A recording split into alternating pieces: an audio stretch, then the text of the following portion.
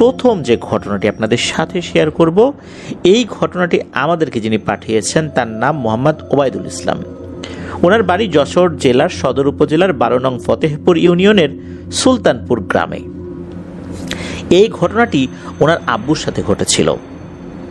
উনি এমন ভয় পেয়েছিলেন যা ওনার মধ্যে ভয়ঙ্কর এক অনুভূতি দীর্ঘ সময় জাগিয়ে রেখেছিল। চলুন ঘটনাটি শুনে আসি।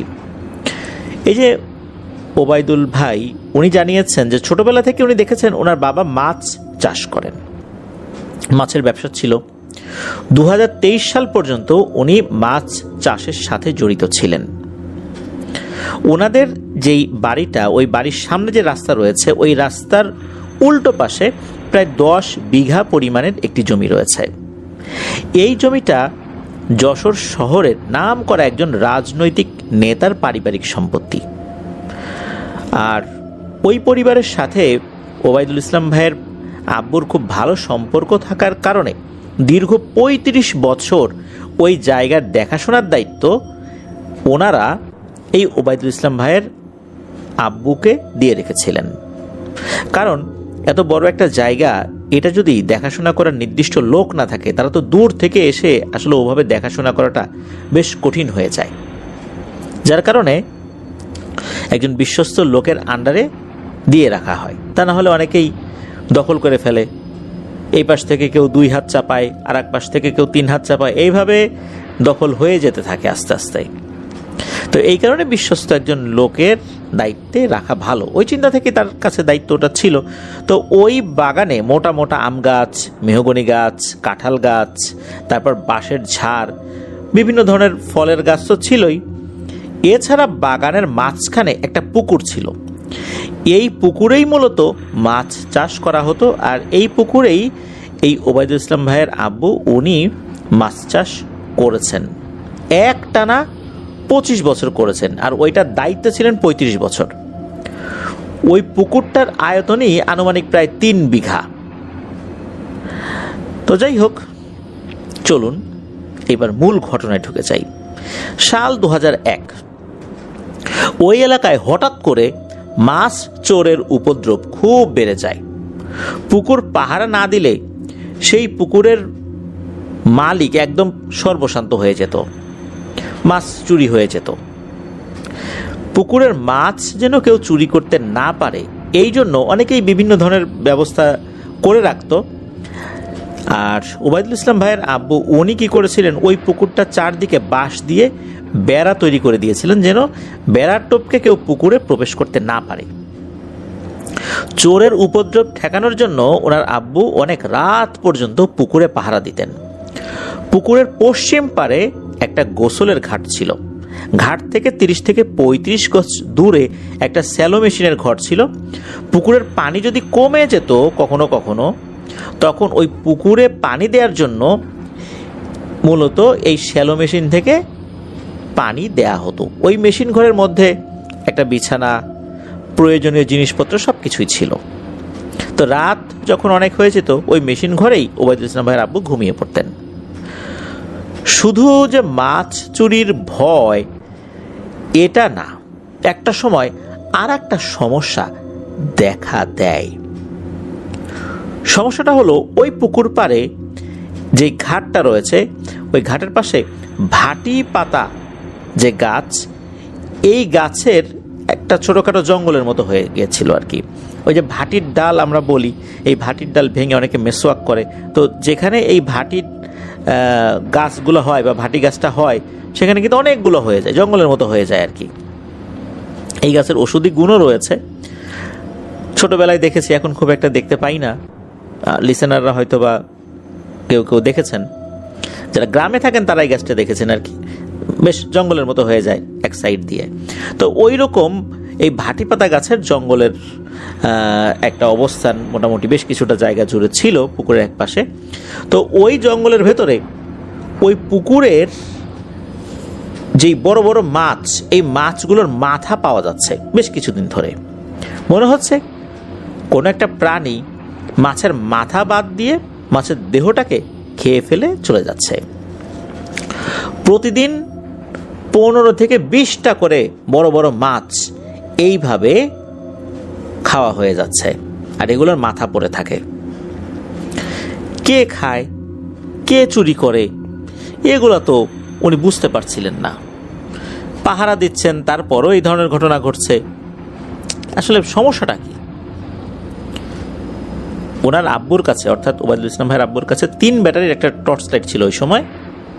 তিনি ওই লাইটটা সবসময় কাছেই রাখতেন, বিশেষ করে পাহারা দেওয়ার সময়। এক শীতের রাতে পুকুরে মেশিন দিয়ে পানি দেওয়া হচ্ছে। শীতকালে কিন্তু বৃষ্টিপাত কম থাকে, পানির পরিমাণও পুকুরে কমে যায়। এই কারণে পুকুরে নতুন করে পানি দেওয়া হচ্ছিল। তো পানি দেওয়া হচ্ছে, তো ওনার আব্বু রাতের খাবার খেয়ে 10টার দিকে আবারও পুকুরে চলে গিয়েছেন পাহারা দেওয়ার জন্য। কারণ রাস্তার এপাশ ওপাশ তো ওনাদের বাড়ি, এই জন্য খুব একটা সমস্যা হচ্ছিল না। খুব দ্রুতই কাজ সেরে বাসায় এসে আবার চলে যেতে পারতেন সেই বোরিং ঘরের কাছে বা পুকুরের কাছে। উনি তো পাহারা দিতে গিয়েছেন, বেশ অনেকক্ষণ পর হঠাৎ করে এই ওবায়দুল ইসলাম ভাইয়ের আব্বু হাঁপাতে হাঁপাতে বাসায় চলে আসছেন। ওবায়দুল ইসলাম ভাইয়ের আম্মু জিজ্ঞেস করছেন যে কি ব্যাপার, কি হয়েছে, তুমি এরকম হাঁপাচ্ছ কেন? কিছুটা শান্ত হয়ে ওনার আব্বু বললেন, আমি এখন কোনো কিছুই বলার অবস্থায় নাই, আমাকে একটু পানি দাও, আমার খুব পানি তেষ্টা পেয়েছে। তো ওনার আম্মু ওনার আব্বুকে পানি খাওয়ানোর পর ওনার আব্বু বলেন, আমাকে কিছু দোয়া দুরূদ পড়ে ফু দাও। তখন ওনার আম্মু কিছু দোয়া দুরূদ পড়ে ওনাকে ফু দেন। এরপর ওনার আব্বু ঘুমিয়ে যান। ওবায়দুল ইসলাম ভাই নিজে কিন্তু এই দৃশ্য দেখেছেন যে ওনার আব্বু কিভাবে হাঁপাচ্ছিলেন। ওনারা বুঝতে পেরেছিলেন মারাত্মক কিছু একটা ঘটেছে। ওই সময় ওবায়দুল ইসলাম ভাইয়ের বয়স ছিল 10 বছরের মতো। সকালবেলা দেখা গেল যে ওবায়দুল ইসলাম ভাইয়ের আব্বুর শরীরে বেশ জ্বর, তবে উনি মোটামুটি স্বাভাবিকই ছিলেন, এই জ্বর ছাড়া অন্য ধরনের কোনো সমস্যা ছিল না। তখন এই ওবায়দুল ইসলাম ভাইয়ের আম্মু জিজ্ঞেস করেন ওবায়দুল ইসলাম ভাইয়ের আব্বুকে যে কালকে রাত্রে কি হয়েছিল। এরপর উনি ভয়ঙ্কর একটা অভিজ্ঞতা শেয়ার করেন। উনি বলেন যে প্রতিদিনের মতোই তো উনি গিয়েছেন সেখানে, তো রাত প্রায় 12:30টার মতো বেজে গেছে, আর শীতের রাতে চারদিকে তো শুনশান নীরবতা বিরাজ করে। উনি কি করেছেন, পুকুরের চারপাশটা টর্চ লাইট নিয়ে আলো ফেলে একটু ঘুরে আসছেন, দেখলেন যে না সব কিছু ঠিকঠাক আছে, কোনো সমস্যা নেই। এরপর বোরিং ঘরে গিয়ে, অর্থাৎ স্যালো মেশিনের ঘরে গিয়ে ওই বিছানায় উনি শুয়ে পড়েছেন। কিছুটা ঘুম ঘুম ভাব চলে আসছে, তখন অবশ্য স্যালো মেশিনটা উনি বন্ধ করে দিয়েছেন, আর পানি দেওয়ার প্রয়োজন নেই। স্যালো মেশিন চলে তোর ঘুমানো যায় না, আর পানি দেওয়াও শেষ হয়ে গিয়েছিল। তো ওনার যখন ঘুম ঘুম ভাব চলে এসেছে, হঠাৎ করে ওনার ঘুমের যে ভাবটা এটা কেটে যায়। ওনার কানে পানির খলখল শব্দ ভেসে আসে। উনি কি করেছেন, চুপি চুপি বিছানা থেকে নেমে ঘরের দরজাটা একটু খুলে, সামান্য একটু খুলে বাইরে তাকিয়েছেন। ঘটনাটা কি, শব্দ করলে তো চলে যাবে চোর টোর, বা আসলে ঘটনাটা কি এটা তো দেখতে হবে, শব্দ করা যাবে না। উনি দেখেন যে 5-6টা মানুষের মতো অবয়ব পুকুরের যে ঘাট, ওই ঘাটের ওখানেই দাঁড়িয়ে আছে, এবং কিছুটা রুকু দেওয়ার মতো, আমরা নামাজে যেভাবে রুকু দেই না, ঝুঁকে পড়ি, তো ওই রকম ঝুঁকে পড়ে এরা পানির মধ্যে হাত দিয়ে হাতড়ে হাতড়ে কিছু একটা করছে। ওরা কি করছে এটা উনি ভালো করে খেয়াল করেন। উনি দেখেন যে এরা মাছ ধরছে, আর ঘাটের উপরে 2টা অবয়ব দাঁড়িয়ে আছে। এরা মাছ ধরার পর এই 2টা অবয়বের কাছে দেয়, এই 2টা অবয়ব মাছ নিয়ে ওই যে ভাটি পাতার যেই জঙ্গলটা ছিল আর কি, ভাটি গাছের জঙ্গল, ওই দিকে চলে যায়, আর ওখান থেকে চপ চপ চপ চপ আওয়াজ আসে, মানে ওইখান থেকে খুব মজা করে মাছগুলো খাচ্ছে। খাওয়ার পর আবার 2জন আসে, 2জন আসার পর আবার তাদের কাছে মাছ দেয়, এরা আবার চলে যায়। মনে হচ্ছিল এরা 2জন করে আসে, আবার 2জন নামে, অন্য 2জন উপরে উঠে যায়, এইভাবে ভাগে যোগে মাছ খাচ্ছে আর কি। উপরে যে 2জন থাকে এদেরকে এলো ধরে এনে দেয়, তখন এরা খায়। আবার ওই 2জন নিচে নেমে আসে, অন্য 2জন উপরে উঠে যায়, ওরা আবার মাছ ধরে, তখন উপরে 2জনকে দেয়। এইভাবে কিন্তু ওরা খুব মজা করে মাছ খাচ্ছে। তখন এই ওবায়দুল ইসলাম ভাইয়ের আব্বু বুঝতে পারেন এইগুলাই হচ্ছে মাছ চোর, এরাই এই কাজগুলো করছে। উনি কোনো শব্দ করেন না। উনি চুপি চুপি ঘর থেকে বের হয়ে একটু এগিয়ে গিয়ে পুকুর পাড়ে একটা মেহগনি গাছের আড়ালে ভালো করে দেখার চেষ্টা করেন যে এগুলো আসলে কি, কারা, এরা কি তাদের পরিচিত, অর্থাৎ এই যে ওবায়দুল ইসলাম ভাইয়ের আব্বু বা ওনার আত্মীয় স্বজনদের পরিচিত কিনা এই লোকগুলা, বা এই গ্রামেরই লোক কিনা, এটা উনি দেখার চেষ্টা করেন।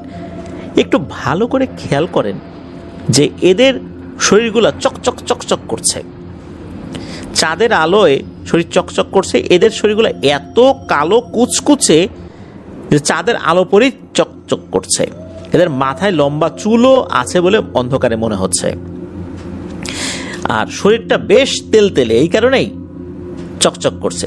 শরীরে লোম আছে কিনা বড় বড়, এটা ওনার কাছে মনে হয় নাই যে লোম আছে, কারণ লোম থাকলে তো চকচক করার কথা না সাধারণত, কিন্তু শরীরটা খুব তেলতেলে।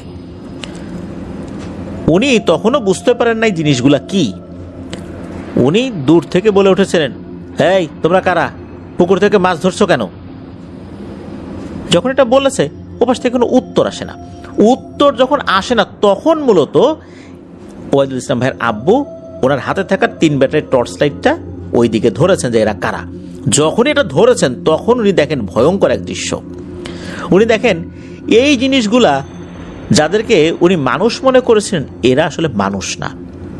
এরা সাধারণভাবে মানুষের হাইট যতটুকু হয় এদের থেকেও 3-4 ইঞ্চি লম্বা, 3-4 ফুট লম্বা, গায়ের রং কালো কুচকুচে, আর মুখগুলো মনে হচ্ছে আগুনের ঝলসে গেছে।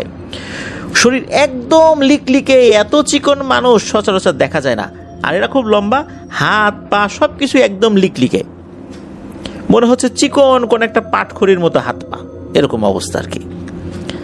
আর চোখগুলো মনে হচ্ছে আগুনের মতো জ্বলছে, লাল টকটকে। তো এই অবয়বগুলো কিছুক্ষণ ওই আলোর উৎস, অর্থাৎ ওবায়দুল ইসলাম ভাইয়ের আব্বু যে টর্চ লাইটটা মেরেছেন, টর্চ লাইটটা তো একটা আলোর উৎস, ওই উৎসের দিকে তাকিয়ে আছেন, অর্থাৎ টর্চ লাইটটার দিকে তাকিয়ে আছেন। এরা হতভম্ব হয়ে গেছে যে কি হলো। এরপর এরা নিজেরা নিজেদের মুখের দিকে একটু তাকাতাকি করে সবাই একসাথে ওই পুকুরের পানিতে লাফ দিয়ে অদৃশ্য হয়ে গেল। এরা আর উঠল না। যখন এই ঘটনা ঘটছিল, ওই যে ভাটি গাছের ভেতরে যেগুলো ছিল এগুলো বাইরে বের হয়ে আসে যে কি হইল, টর্চ লাইট মারলো কারা। সবাই যখন বুঝতে পারলো কোনো একটা মানুষ বুঝে ফেলেছে, এরপর সবাই একসাথেই ওই পুকুরের পানিতে ঝাঁপিয়ে পড়ে একদম মিলিয়ে যায়। এরপরই উনি দৌড় দিয়ে বাসায় চলে আসেন। এরপর হাঁপাতে থাকেন। তারপরের ঘটনা তো আমরা জানি যে কি হলো। মূলত এই ঘটনাটা উনি সকালবেলা বলছেন, ওই রাত্রে বলেন নাই।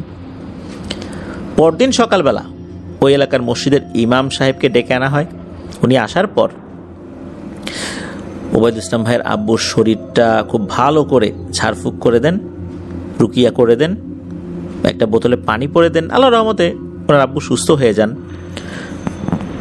এই ঘটনার পর থেকে ওনার আব্বু কখনোই রাতের বেলা পুকুরে একা যান নাই, গিয়েছেন সাথে লোক নিয়ে গিয়েছেন, বিশেষ করে পুকুর পাহারা দেওয়ার জন্য।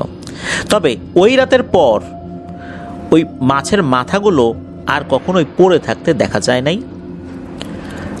ধারণা করা হয় যে এই পিশাচগুলোই এই মাছগুলো খেয়ে রাখত। তবে ধারণার পক্ষে অবশ্যই স্ট্রং লজিক রয়েছে, যেহেতু উনি নিজের চোখে এটা দেখেছেন। এরপর গ্রামে একটা কথা মানুষের মনের মধ্যে ভেসে বেড়াতে থাকে যে হঠাৎ করেই এই মাছ চোরের উপদ্রব যে বেড়ে গেল, আসলে এরাই কি সেই আসল মাছ চোর ছিল? হ্যাঁ, এটা সত্য, অনেক মানুষ মাছ চুরি করত, কিন্তু মাছ যখন চুরি হতো অনেক ক্ষেত্রে দেখা যেত যে মাছ চুরি হচ্ছে, কারা চুরি করছে এর কোনো আলামত বোঝা যাচ্ছে না। কারণ পুকুরের আশেপাশে যদি জাল টানা হয়, তো যখন মাছ তোলা হয় পুকুরের পানিতে থাকা বিভিন্ন ধরনের জিনিস কিন্তু ওই জালের মধ্যে আটকা পড়ে। জাল যখন তুলে নিয়ে যাওয়া হয় ওই জিনিসগুলো কিন্তু জাল থেকে ছাড়িয়ে পুকুরের কিনারে রেখে যাওয়া হয়, তখন বোঝা যায় যে কেউ মাছ ধরেছে জাল দিয়ে। কিছু কিছু জায়গায় কিন্তু এমন হতো যে সেই পুকুরের মাছ অদৃশ্য হয়ে গেছে আস্তে আস্তে, কিন্তু মাছ যে কেউ ধরেছে এর কোনো আলামত ছিল না। মানুষজন বুঝতে পারে নিশ্চয়ই এই মেছো পিশাচগুলো এরা এখানে এসে হঠাৎ করে আস্তানা গেড়ে এই মাছগুলো সাবার করে ফেলতো। অনেক মাছ চাষি যারা, এদেরকে কিন্তু সর্বশান্ত হতে হয়েছে ওই সময়টাতে। যাই হোক, এরপরে মাছ চুরি অনেকটাই কমে আসে। তবে এটা মনে হচ্ছে যে ওই পিশাচগুলো মাছ চুরি ছাড়া আর তেমন কোনো কাজ জানতো না। তাই যদি হতো তাহলে এই পিশাচগুলো ওবায়দুল ইসলাম ভাইয়ের আব্বুকে আরো বড় ধরনের ক্ষতি করার চেষ্টা করত। তা যেহেতু হয়নি, বোঝাই যাচ্ছে এরা দুর্বল শ্রেণীর মেছো পিশাচ ছিল, তা না হলে আরো বড় ধরনের ক্ষয়ক্ষতি করতে পারত। যাই হোক, এটাই ছিল ঘটনা। প্রিয় লিসেনার্স, ঘটনা কেমন লাগছে তা জানিয়ে এই ভিডিওর কমেন্ট সেকশনে কমেন্ট করতে ভুলবেন না। এছাড়া আমাদের ফেসবুক পেজ আর গ্রুপ রয়েছে আফনান দ্য হরর ওয়ার্ল্ড নামে, সেখানে গিয়ে আপনার মতামত জানাতে পারেন। আপনারাও ঘটনা পাঠাতে পারেন লিখে বা রেকর্ড করে, আর ঘটনা পাঠাতে হবে ইমেইলের মাধ্যমে। আমাদের ইমেইল অ্যাড্রেসটা হচ্ছে afnanthehorrorworld@gmail.com। স্পেলিংটা বলে দিচ্ছি, AFNANTHEHORRORWORLDBD, afnanthehorrorworld@gmail.com। স্পেলিংটাও আমরা আমাদের ভিডিওর ডেসক্রিপশনে দিয়ে রেখেছি, সেখানে গিয়ে স্পেলিংটা চেক করে নিতে পারবেন। যারা আমাদের সাথে যুক্ত হয়ে গেছেন বা যখনই যুক্ত হবেন, এই মেসেজটা যখন আমি বলছি তখন অনুগ্রহ করে ফোনটা হাতে নিয়ে এই ভিডিওর লাইক বাটনে প্রেস করতে ভুলবেন না, আর আমাদের চ্যানেলের লিঙ্কটা শেয়ার করে দিবেন আপনাদের আইডিতে, যাতে করে আরও অনেকে আমাদের সাথে যুক্ত হয়ে সত্য ভয়ের ঘটনার এক ধরনের ভিন্ন অনুভূতি পেতে পারেন। চলুন প্রিয় লিসেনার, চলে যায় আমাদের হরর নাইট এপিসোডের ৮২তম আয়োজনের পরবর্তী আরও একটি নতুন ঘটনায়।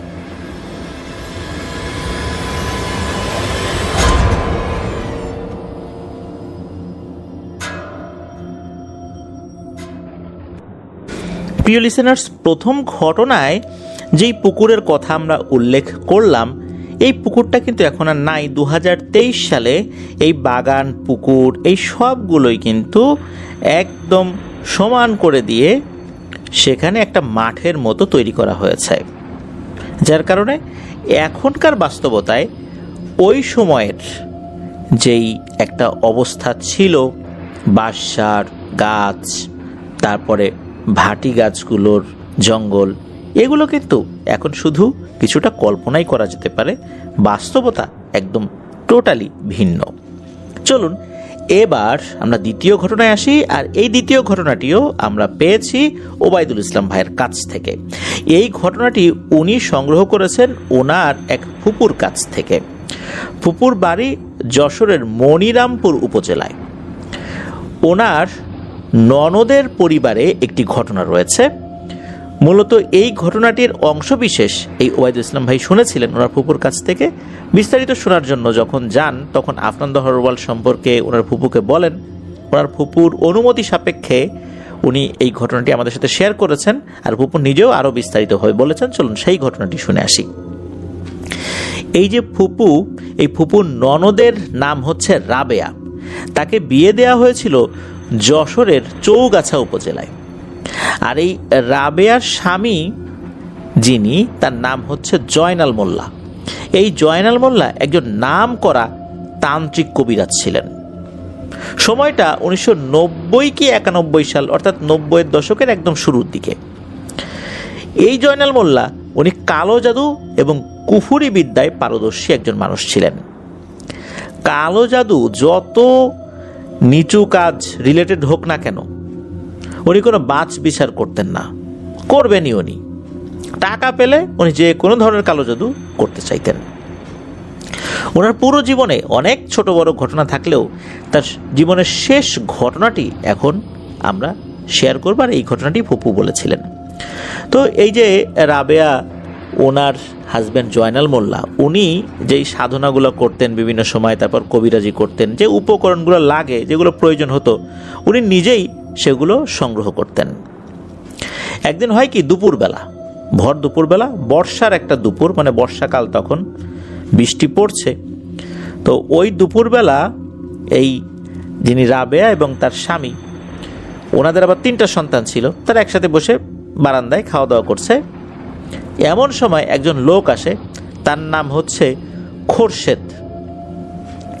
এই খোরশেদ উনি প্রতিবেশী, তার সাগরেদও বলা চলে, চেলাও বলা চলে, মাঝে মাঝে কিছু কাজে সহযোগিতা করে আর কি। এই তো এই লোকটা এসে এই জয়নাল মোল্লার কানে কি কি যেন বলল। এরপর ওই খোরশেদ চলেও গেল।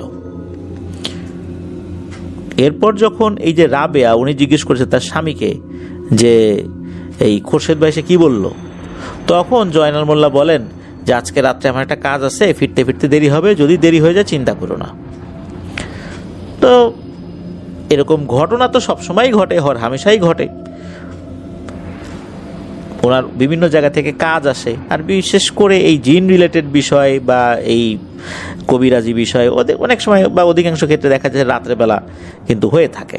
এই জন্য রাবেয়া এই বিষয়টার সাথে পরিচিত, এই পরিবেশটার সাথে তার মানে বাসার এই এনভায়রনমেন্ট যেটা আর কি, বাসার যে পরিবেশটা এটার সাথে সাথে পরিচিত, এই জন্য আর বেশি কোনো কথা বাড়াই নাই সে।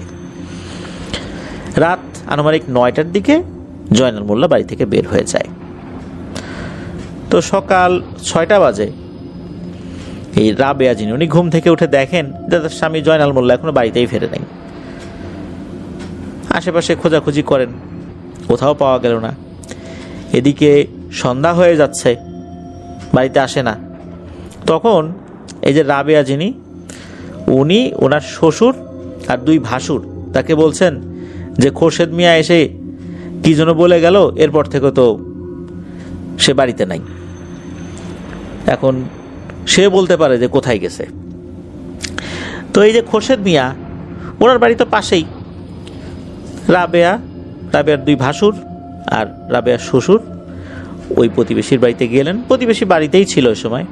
তখন এই রাবেয়া বলছেন যে এই আপনি গতকালকে দুপুরবেলা আমার স্বামীকে কি যেন বললেন, এরপরে তো আমার স্বামী রাতের বেলা চলে গেল, সে কোথায় গেছে, সে তো এখনো ফেরত আসে নাই। যখনই কথা বলছে তখন এই খোরশেদ মিয়ার চোখ দুটা বড় বড় হয়ে যায়। বলেন কি ভাবি, ও বাড়িতে আসে নাই? তাড়াতাড়ি চলেন এক্ষুনি আমার সাথে। কোথায় যাবে? বলে যে চলেন, এখান থেকে প্রায় 5 মাইল দূরে একটা শ্মশান আছে, ওইখানে যেতে হবে। এখন সবাই বলছে যে শ্মশানে কি? আর সন্ধ্যার দিকে তো খোরশেদ মিয়ার সাথে এই বিষয়ে কথা হয়েছে, 5 মাইল দূরে যেতে হলেও কিন্তু প্রায় 3 ঘন্টা সময় লাগবে, গ্রামের পথ। তো যাই হোক, সবাই মিলে প্রায় 3 ঘন্টা হাঁটাহাঁটির পর ওই শ্মশানে পৌঁছায়। তখন এই যে রাবেয়া যিনি উনি ওই খোরশেদ মিয়াকে বলছেন যে আপনি শ্মশানে নিয়ে আসছেন কেন? তখন খোরশেদ মিয়া বলছেন যে বিস্তারিত কথা এখন বলতে পারবো না, আগে জয়নাল ভাইকে খুঁজি, আগে দেখি তাকে পাই কিনা, কি অবস্থা, তারপরে আমি বিস্তারিত বলবো। এরপর তো তার সাথে অন্যরা হাঁটাহাঁটি করে খোঁজাখুঁজি করতে থাকে। তবে বেশিক্ষণ খুঁজতে হয় নাই। ওই শ্মশানে বেশ কিছু গাছ ছিল, এর মধ্যে একটা বড় তেঁতুল গাছ ছিল। ওই তেঁতুল গাছের নিচে দেখা যাচ্ছে জয়নাল মোল্লা অচেতন হয়ে পড়ে আছে। তার শরীর স্পর্শ করে বোঝা গেল শরীরের অধিকাংশ হাড়গুলোই ভেঙে গেছে। মনে হচ্ছে তার দেহের হাড়গুলো সব চাপ দিয়ে ভেঙে দেওয়া হয়েছে। সেখান থেকে কোনো মতে উদ্ধার করে জয়নাল মোল্লাকে বাড়িতে নিয়ে আসা হয়। বাড়িতে নিয়ে আসার সময় বিশেষ পদ্ধতিতে তাকে আনতে হয়েছিল। তার শরীরের হাড়গুলো তো আসলে আস্ত ছিল না, শরীরটা অনেকটাই নেতিয়ে গিয়েছিল। তাকে নিয়ে আসা হয়, তবে তার জ্ঞান ছিল না, তবে জীবিত ছিলেন ওই সময়। বাড়িতে নিয়ে আসার পর লোকাল বা গ্রামীণ কিছু ট্রিটমেন্ট তাকে দেয়া হয়। একটা পর্যায়ে তার জ্ঞান ফেরে, তবে তার কথা বলতে খুব কষ্ট হচ্ছিল, তার শ্বাসকষ্ট হচ্ছিল, যেমন কথা বলতেও অনেক কষ্ট হচ্ছিল, সমস্ত শরীরের যন্ত্রণা, হাড়গুলো ভেঙে গেছে, নড়াচড়া করতে পারছেন না। তাকে জিজ্ঞেস করা হয় যে ঘটনাটা কি, সে কেন ওই শ্মশানে গিয়েছিল। তখন উনি কষ্ট করে বলেন যে তার এমন একটা জিনিসের দরকার ছিল, সেই জিনিসটা সম্পর্কে এই খোরশেদ মিয়াকে উনি আগে থেকে অবগত করেছিলেন। সেটা হচ্ছে কোন একটি কুমারী মেয়ে, অর্থাৎ যার বিয়ে হয়নি, এমন কোনো কুমারী মেয়েকে যদি দাহ করা হয়, সেক্ষেত্রে দেখা যায় যে একটা মাটির কলস থাকে, যে কলসে পানি থাকে, এই পানির কিছু কাজ থাকে। ওই কলসটা যেটা আর কি, ওই কলস এবং ওই কলসের ভিতরে থাকা পানি, এই জিনিসটা লাগবে একটা কুফুরি বিদ্যা সম্পর্কিত কাজের জন্য। আর সব সময়ে এরকম হলে হবে না, বিশেষ করে কোনো এক বর্ষার দিনে যদি মারা যায় তাহলে এটা, যেহেতু ওই দিন বর্ষার দিন ছিল, বৃষ্টি হচ্ছিল, আর এখানে শুধু বর্ষা না, ওইটা হতে হবে অমাবস্যার তিথি, এটাও একটা বিষয়। একই সাথে ওটা অমাবস্যার তিথিও ছিল, ওই দিনই মারা গেছে ওই মেয়েটা। সব মিলিয়ে একদম পারফেক্টলি মিলে গেছে সব কিছু। আর এই জন্যই এই জয়নাল মোল্লা উনি যখন তথ্য পেয়েছেন এই খোরশেদ মিয়ার কাছ থেকে যে আজকে তো একটা কুমারী মেয়ে মারা গেছে, প্রথমত আজকে অমাবস্যা তিথি, সুতরাং এই মেয়েটার যেই চিতা, এই চিতাতে যেই রিচুয়ালটা করে আগুন দেয়া হবে, তখন যে কলসটা থাকবে ওই কলসটা আনতে হবে। মূলত এই তথ্যটাই খোরশেদ মিয়া ওই সময় কানে কানে দিয়ে গিয়েছিল। এরপরই এই জয়নাল মোল্লা তার স্ত্রীকে অর্থাৎ রাবেয়াকে বলেছিলেন যে উনি এটা আনতে যাবেন। এটা আনতে যাবেন তো আসলে বলতে পারে না, উনি বলছেন একটা কাজ আছে, মানে দেরি হবে আর কি। আর ওইখানে যখন উনি গিয়েছেন রাতের বেলা ওই জিনিসটা নিয়েছেন, যেতে কোনো সমস্যা হয় নাই, নেয়ার সময় কোনো সমস্যা হয় নাই। তবে নিয়ে যখন উনি ফিরছিলেন, শ্মশানের এরিয়া পুরোপুরি পার হন নাই, পার হবেন ভাব এমন একটা জায়গায় চলে আসছেন। ঠিক ওই জায়গাতে একটা পুরনো আম গাছ ছিল, আম গাছের নিচের দিকে একটা ডাল ছিল। হঠাৎ করে নাকি জয়নাল মোল্লা দেখেন যে ওই ডালে একটা মহিলা বসে আছে, একদম লাল টুকটুকে শাড়ি পরা, হাতে পায়ে আলতা দেয়া আছে। ওই সময় গ্রামে মানুষ, বিশেষ করে মেয়েরা, হাতে পায়ে আলতা দিত। এখন তো আলতার প্রচলন খুব একটা নাই, এখন মেহেদির প্রচলনটা বেশি হয়েছে। ওই সময় আলতার প্রচলনটা খুব বেশি ছিল। লাল রঙের আলতাগুলো সাধারণত হাতে পায়ে দিয়ে সাজত মেয়েরা। উনি চিন্তা করলেন যে কি ব্যাপার, আমি তো শ্মশানে ঢোকার সময় মেয়েটাকে দেখি নাই, এখন আবার দেখলাম। রাত কিন্তু বর্তমান প্রেক্ষাপটে এটা ওরকম আহামরি রাত না। উনি যখন গিয়েছেন তখন হয়তো বা রাত 11টার মতো বাজে। উনি 9টার দিকে বাড়ি থেকে বের হয়েছেন, যেতে হয়তো বা 2 ঘন্টা 2 লেগেছে। পথ তো ওনার চেনা, শর্টকাট পথ ওনার চেনা, দ্রুত চলে গেছেন। তো রাত 11টার মতো তখন বাজে, রাত 1টা 2টা 3টাও না। উনি চিন্তা করলেন কি ব্যাপার, এই মেয়েটা হঠাৎ করে কোত্থেকে আসলো। উনি কোনো প্যারানরমাল বিষয় ওই সময় চিন্তা করেন নাই, কারণ ওই শ্মশানটা এমন একটা জায়গায়, আশেপাশে গ্রাম ট্রাম আছে, তো মানে ওইটাতে একদম নির্জন জায়গা, বিষয়টা এরকমও না। উনি বলছেন যে এই আপনি কে, এখানে বসে আছেন কেন? তখন ওই মেয়েটা বলছে, তার কিন্তু ঘোমটা দেয়া, চেহারা দেখা যাচ্ছে না। বলে যে আমার বাড়ি এই গ্রামেই, আমি বাড়িতে ফিরে যাব না, আমার ইচ্ছার বিপরীতে অন্য একটা ছেলের সাথে আমাকে বিয়ে দিচ্ছে, আমি বাড়িতে ফেরত যাব না, এই জন্য এখানে চলে আসছি, এই শ্মশানে আসছি, মরে গেলে এখানেই মরে যাব, যা থাকে কপালে। তখন এই জয়নাল মোল্লা বলতেছেন যে আরে এটা হয় নাকি, আপনার বাড়ি কোথায় বলেন, কোন লোকের বাড়ি, আপনার বাবার নাম কি বলেন, আমি আপনাকে বাড়িতে দিয়ে আসি। তখন বলে যে না, আমি যাব না, আমি মরার জন্য এখানে আসছি, শ্মশানে আসছি, ভূত প্রেত আমারে মাইরে ফেলুক, এই জন্য এখানে চলে আসি, আমি বাড়িতে যাব না। তখন এই জয়নাল মোল্লা বলতেছেন আরে তাই হয় নাকি, আপনার বয়স কম, এই জন্য আবেগের বসে এখানে চলে আসেন, এরকম একটা ভয়ঙ্কর জায়গায়, আপনি জানেন শ্মশানে আসলে কি হয়, আপনি রাতের বেলা এখানে চলে আসেন, চলেন আপনাকে বাড়িতে পৌঁছে দিই। তখন ওই মেয়েটা বলে উঠছে যে আমি যাব না, আমার যাওয়ার আর কোনো উপায় নাই, আপনি আমাকে বিয়ে করবেন? তখন জয়নাল মোল্লা বলতেছেন যে আপনার কি মাথা খারাপ হয়েছে, আমি বিবাহিত, আমার একটা সুখের সংসার আছে, আর আমি 3 বাচ্চার বাবা, আমি তো আপনাকে বিয়ে করতে পারবো না। তখন নাকি ওই মেয়েটা মুখের উপর থেকে ঘোমটা সরিয়ে দেয়। তখন এই জয়নাল মোল্লা দেখেন যে এটা এত সুন্দরী একজন নারী, এটার একটা মায়াজালে উনি পড়ে যান। উনি তখন বলেন যে হ্যাঁ আমি বিয়ে করবো আপনাকে, চলেন আমার সাথে আমার বাড়িতে চলেন। তখন ওই মেয়েটার হঠাৎ করে নাকি চেহারার পরিবর্তন হতে শুরু করে।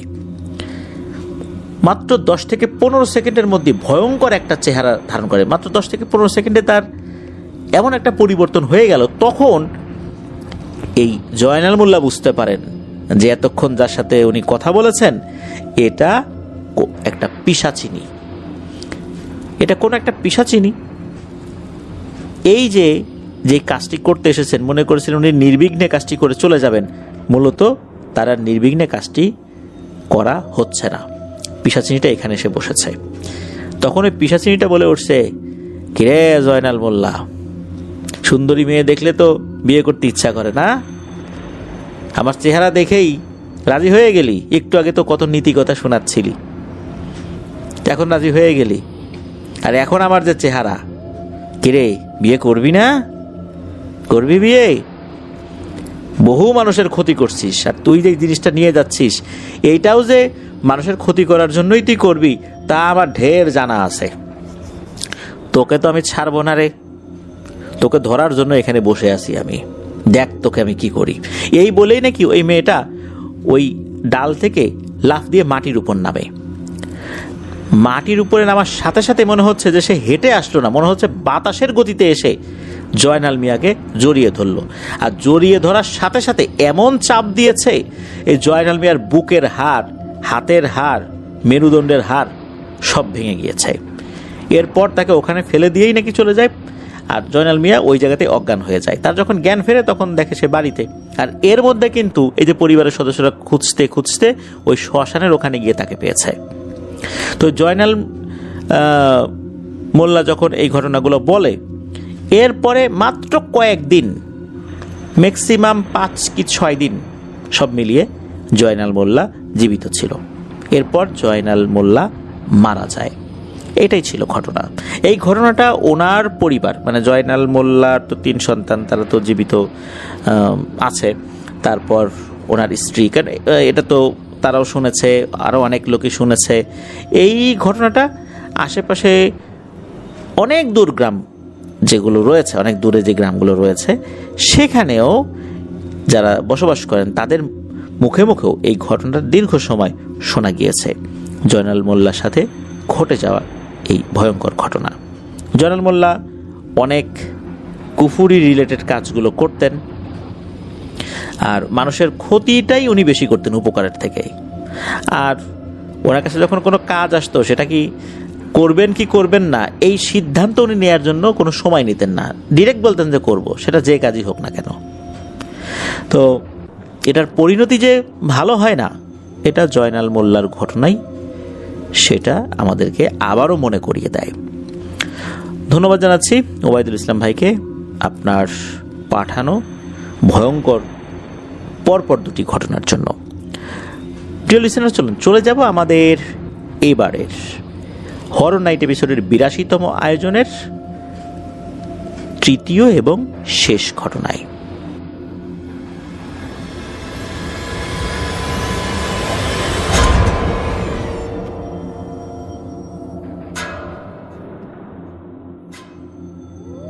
প্রিয় লিসেনার্স, চলে এলাম আমাদের এবারের হরর নাইট এপিসোডের 82তম আয়োজনের 3য় এবং শেষ ঘটনায়।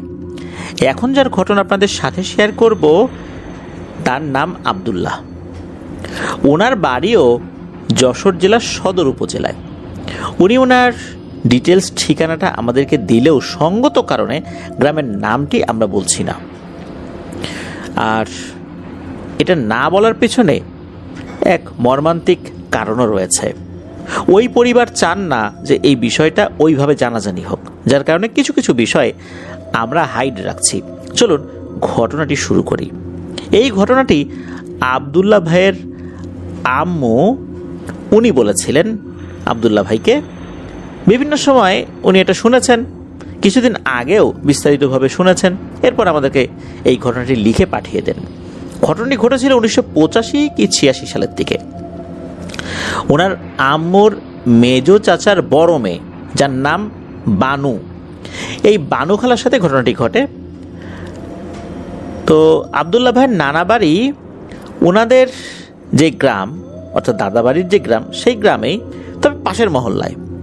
ওনাদের নানার যেই গোষ্ঠীটা, এই গোষ্ঠীটা অনেক বড়।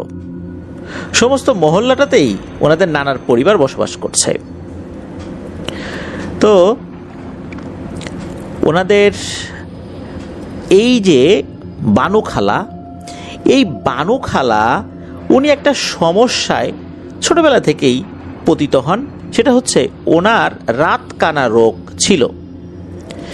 তো এই রাতকানা রোগ যাদের থাকে, এরা কিন্তু রাতের বেলা চোখে দেখতে পায় না। এটাকে নাইট ব্লাইন্ডনেস বলা হয়ে থাকে।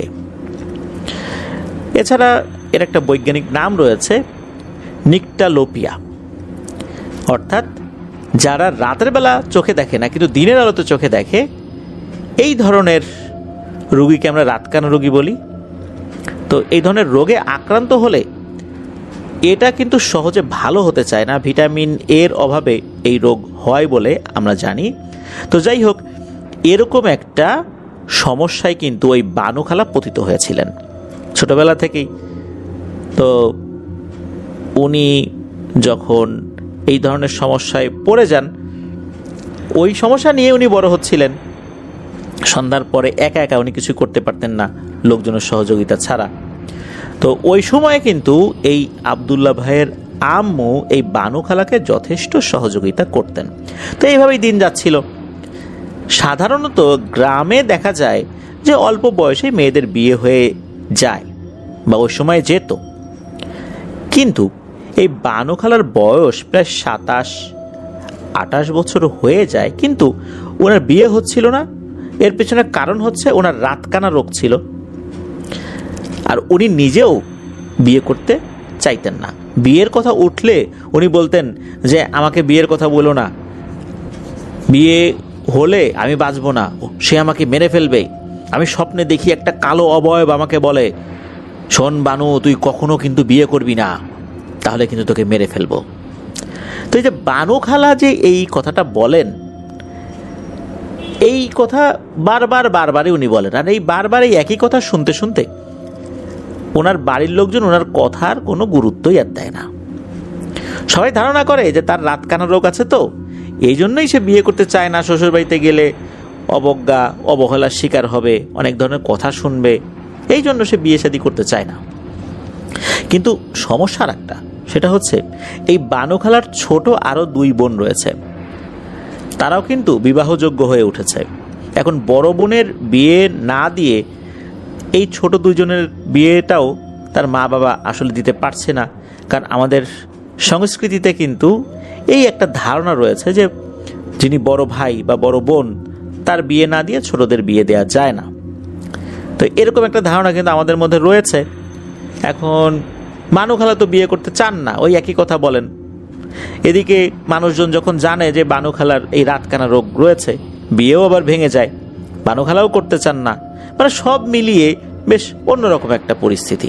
বানু খালা বলে দিয়েছেন যে আমার বিয়ে দেওয়ার দরকার নাই, ছোট 2 বোনের জন্য তোমরা পাত্র দেখো। এখন বললেই তো আর হয় না, মা বাবারও তো একটা দায়িত্ব থাকে। মা বাবা চেষ্টা করছিলেন যে বিয়ে শাদী দিয়ে দেওয়ার জন্য, তবে একটা পর্যায়ে এসে মা বাবা খুবই বিরক্ত হয়ে খুব ভালো মতো পাত্র দেখা শুরু করেন যে না, বানু খালার কথা শোনা যাবে না। ওনার একটা বিয়ের সম্বন্ধ পাকাও করে ফেলেন। মোটামুটি 20 থেকে 22 দিনের মধ্যে বিয়ে হয়ে যাবে, মানে এমন একটা ডেট ফিক্সড করা হয়। তো বিয়ের আগের দিন সকালবেলা এই বানু খালা উনি এই আব্দুল্লাহ ভাইয়ের মেজু চাচিকে বলছেন যে তোমরা আমাকে বিয়ে দিও না, আমাকে ও বিয়ে করতে নিষেধ করেছে, বিয়ে করলে আমি বাঁচতে পারবো না। তো আব্দুল্লাহ ভাইয়ের মেজু চাচি তো কথায় কানই দেন না, যে দূর কি বলে না বলে, এই কথা তো শুনতেছি বহু বছর ধরে, এই কথা শোনা যাবে না। সারাদিন ওভাবে কেটে যায়, গায়ে হলুদের অনুষ্ঠান হয়, তো অন্যান্য কাজ যেগুলো বিয়ের আনুষ্ঠানিকতা সেগুলো শুরু হয়। রাত আনুমানিক 2টা, তখন এই বানু খালা চাচিকে বলছে যে মা, আমার তো ওয়াশরুমে যেতে হবে, তুমি আমার সাথে একটু চলো। আর ওই সময় ওয়াশরুমটা ওনাদের ঘর থেকে বেশ কিছুটা দূরেই ছিল, পাশে একটা ঝোপ জঙ্গলের মতো ছিল, ওইখানে একটা ওয়াশরুম ছিল। তো ওই ওয়াশরুমটা ছিল বাড়ির পশ্চিম দিকে। ওয়াশরুমের আশেপাশে আম গাছ ছিল, জাম গাছ ছিল, বিভিন্ন ধরনের ফলজ বনজ গাছ ওখানে ছিল। আর ওইখানে কিন্তু হলুদের একটা বাগানও ছিল, যেখানে ওয়াশরুমটা ছিল ওর কাছাকাছি একটা হলুদের বাগান করা হয়েছিল। তো ওই ওয়াশরুমটার কাছাকাছি এসে চাচি বাইরে দাঁড়ান, আর ওনার মেয়ে অর্থাৎ বানু খালা ভেতরে ঢুকেছেন। চাচি দাঁড়িয়ে আছেন একটা হারিকেন নিয়ে, বানু খালার কাছে একটা আলো ছিল। তো উনি যখন ওই ওয়াশরুমে গিয়েছেন, কিছুক্ষণ পর হঠাৎ করে বানুখালা প্রচন্ড জোরে দিয়েছেন এক চিৎকার। চিৎকার শুনে বানুখালার মা মানে মেজো চাচি উনি বাগানের ওই দিকটাতে গিয়েছেন যেখানে ওই ওয়াশরুমটা রয়েছে আর কি, কাছাকাছি ছিলেন, তারপরও কিছুটা পথ এগিয়ে গিয়েছিলেন আর কি, বা কিছুটা দূরত্বে থাকার কারণে খানিকটা পথ হেঁটে যেতে হয়েছে ওইখানে। তো ওই ওয়াশরুমটা ছিল যেখানে, সেখান থেকে আরেকটু আগে মানে যাওয়ার সময় আরেকটু আগেই পরে বড় একটা আম গাছ। তো বানুখালার মা উনি দেখেন যে ওইখানে এই বানুখালা পড়ে রয়েছেন আর তার পা থেকে অনর্গল রক্ত বের হচ্ছে। উনি খেয়াল করলেন যে হাঁটুর জায়গাটাতে মারাত্মক ক্ষত সৃষ্টি হয়েছে, মনে হচ্ছে ভয়ঙ্কর কোনো প্রাণী তাকে কামড় দিয়েছে। উনি তো চিৎকার চেঁচামেচি শুরু করেন, লোকজন ওইখানে চলে আসে। বিয়ে বাড়ি তো, পরের দিন বিয়ে, অনেকেই তো ঘুমান নাই, বিয়ের বিভিন্ন আনুষ্ঠানিকতা করছেন, মশলা বাটছেন, এটা তো অনেক সময় ধরে করতে হয়। লোকজন আসার পর তাকে যখন ওখান থেকে নিয়ে যায়, তার জ্ঞান ফেরানোর চেষ্টা করে, জ্ঞান কিন্তু ফেরে না। দীর্ঘ সময় পর দিন তার জ্ঞান ফেরে। এদিকে বাড়ির সদস্যরা দেখেন যে তার যেইখানে ক্ষত হয়েছে এমন কোনো প্রাণী তাকে কামড় দিয়েছে যার সূচালো দাঁত 4 ইঞ্চির কম হবে না, এত লম্বা দাঁত। যাক আল্লাহর রহমতে পরদিন তার জ্ঞান ফেরে। জ্ঞান ফেরার পর দেখা যায় তার চোখে মুখে ভয়ঙ্কর আতঙ্ক বিরাজ করছে। পরিবার থেকে জিজ্ঞেস করা হয় যে এই অবস্থা কিভাবে হলো। তখন এই বানুখালা ভয়ঙ্কর একটা তথ্য দেয়।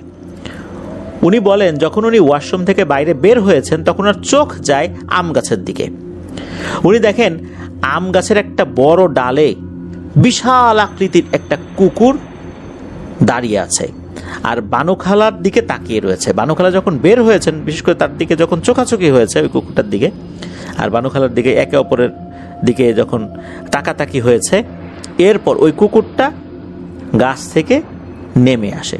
চিতাবাঘ যেভাবে গাছে ওঠে, গাছ বেয়ে নেমে আসে, ঠিক ওইভাবেই কুকুরটা নেমে আসে। কুকুরটার সাইজটা এত বড়, মনে হচ্ছে এই কুকুরটা বড় একটা ষাঁড় গরুর সমান।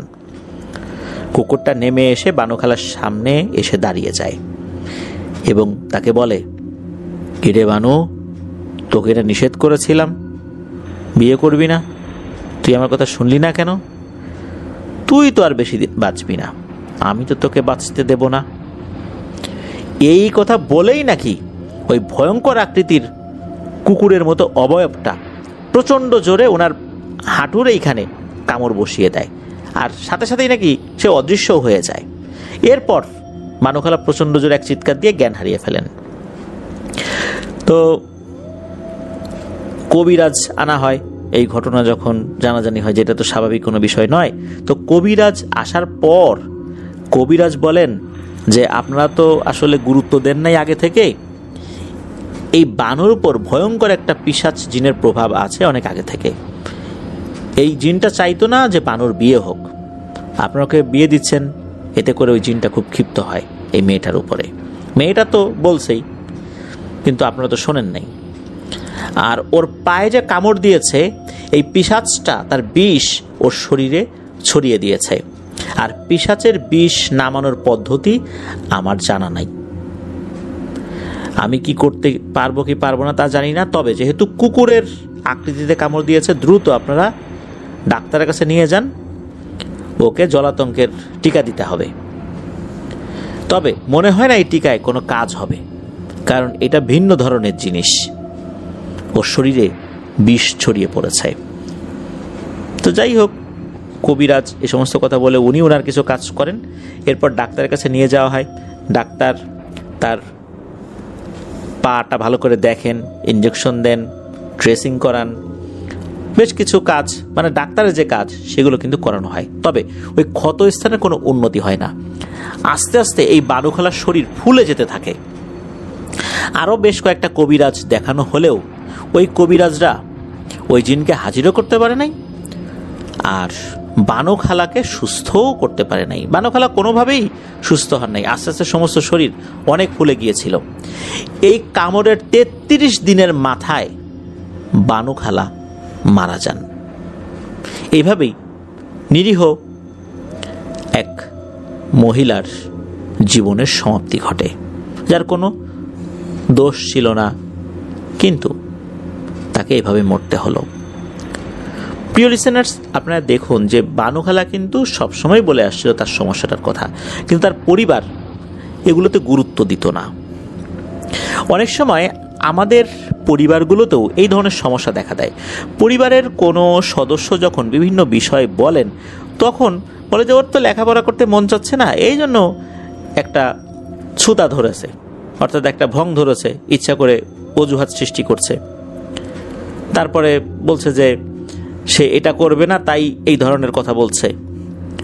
আসলে আমরা পরিবারের সদস্যরাই যদি পরিবারের সদস্যদের দুঃখ কষ্ট বুঝতে না পারি, তাহলে বাইরের মানুষ কিভাবে বুঝবে?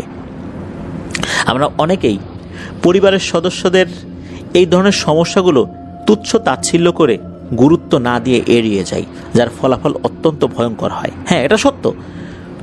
কিছু কিছু মানুষ আছে বিভিন্ন অজুহাত দাঁড় করান, কিন্তু আমরাই বা কেমন?